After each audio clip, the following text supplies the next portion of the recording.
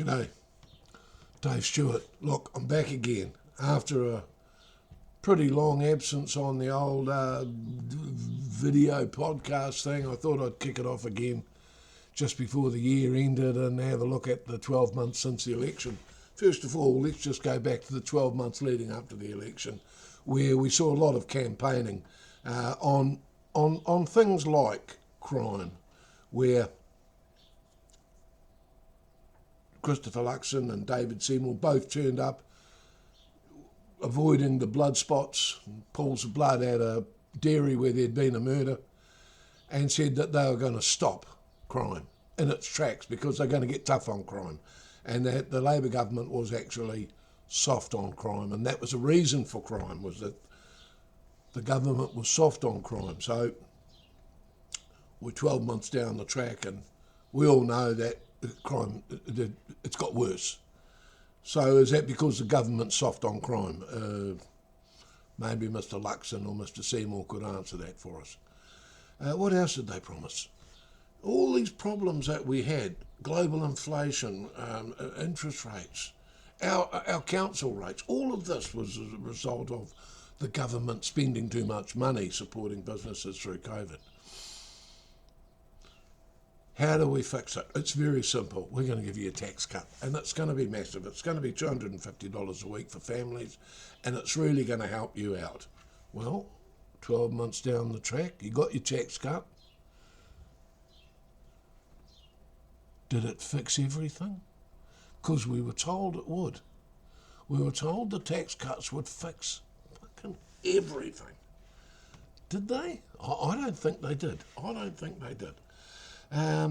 It didn't fix the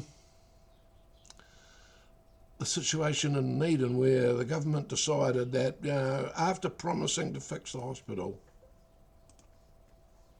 fuck that. That's $3 billion. You know, $3 billion, we could give that to landlords instead. And the hospital's awoke. So we'll flash up the first aid clinic and flash up the A&E, and we'll do that, and that will keep everybody happy, won't it? Everyone will just do their thing, and the government will just be the government, and the people will listen to us because we're fucking good at being a government. Well, look, there they are. Look, there's the people that are supporting the government in Dunedin. Now, this is Dunedin, a fairly conservative town. It's not anything like Auckland or, quite a national kind of demographic. Now, here they are explaining why you can all fuck off. And that's what they did. They basically said, you buggers, we're not interested in what you've got to say. We are going to go and do our thing. And they did. And they also decided that, you know what? We're going to fucking sort you Maoris out too. We're going to let ACT bring this treaty principles bill, and we're going to scrap the fucking treaty. We're going to take it. It's a bloody speed bump to mining and all of the things that we want to do and need to do in order to make the rich richer. The treaty's just getting in the way, I'm sorry. Now, I know that they said that they're not going to let it progress past the first reading. Well, they also said they were going to save the Dunedin Hospital and rebuild it. So, can you believe them? You can if you want. But nobody does. And that hikoi was massive. I mean, the hikoi didn't just affect day-to-day New Zealand. It's now in the history of our football team that the All Blacks decided this is something we need to make a stand on, and thank God they did. I really did appreciate that. And how's it going for Christopher Luxon? Is he happy with the way things are? How's his personal rating going? Let's have a look. Poll ratings here. Remember how much he said Christopher Hipkins was fucking useless? Well, according to 41% of the people, they think Christopher Luxon's bloody good. But 42% of people think Christopher Hipkins is better. Now, that is a bit of a damning indictment on the Prime Minister. I mean, personally, I like the guy. You know, I think he's cute. I think he's short. I think he's bald.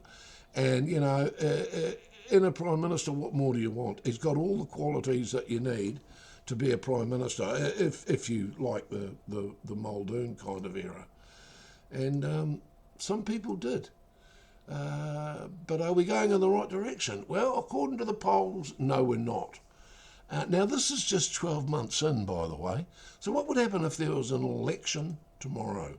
Where would we be? Well, Roy Morgan published a poll just the other day, I think November 4th or 5th or 6th. And, oh dear, oh shit. If there was an election tomorrow, National would be gone. They would be gone. Now, that's just 12 months in.